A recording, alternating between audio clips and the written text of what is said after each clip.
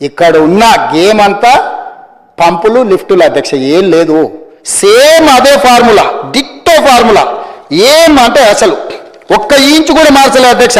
ఆయన ఏమన్నా మారిండానో లేకపోతే నేను మామూలుగా సినిమాలలో అతడు సినిమాలు ఉంటుంది, ఓ పాపులర్ మర్డర్ జరుగుతుంది, లీడర్ వాడు పైనుంచి ఎవడో గాలుస్తాడు, సిబిఐ ఆఫీసర్ వస్తాడు ఎంక్వైరీకి, వాడు అన్నీ చూస్తాడు, అధికారులకు ఎవరికి అర్థం కాదు, జైలుకు పోతాడు, ఒక ఓల్డ్ క్రిమినల్ని పట్టుకుంటాడు.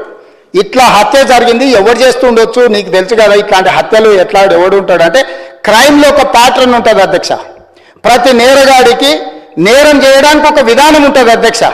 అంటే జేబులు కొట్టేవాడికి కానీ, మెడలో చైన్లు ఎత్తుకపోయేటోడు కానీ, లేకపోతే చాత చూపించి బెదిరించేటోడు కానీ, దారి దోపిడీ చేసేటోని కానీ, ఇట్లా ప్రాజెక్టుల అంచనాలు పెంచి దోసుకునేటోని కూడా ఒక ప్యాటర్న్ ఆఫ్ ఒక ప్యాటర్న్ ఉంటుంది అధ్యక్ష దోపిడీకి.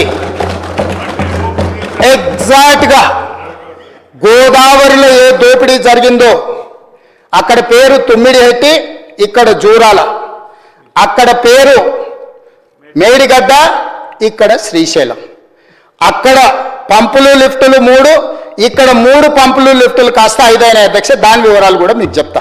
జూరాల నుంచి ఒకవేళ కట్టుంటే అధ్యక్ష, జూరాల దగ్గర కట్టుంటే 3 స్టేజెస్లో మనం పంపులు లిఫ్టులు పెట్టుకుంటే 22 పంపులు 3 లిఫ్టులు ఉండే అధ్యక్ష. 22 పంపులు 3 లిఫ్టులకు కాస్టు 5,185.82 కోట్ల రూపాయలు అధ్యక్ష. బాగా వినండి అధ్యక్ష, మళ్ళీ ఒకసారి చెప్తా. జూరాల దగ్గర పాలమూరు రంగారెడ్డి ఎత్తిపోతల ప్రాజెక్టును నిర్మిస్తే 22 పంపులు 3 లిఫ్టులు అధ్యక్ష.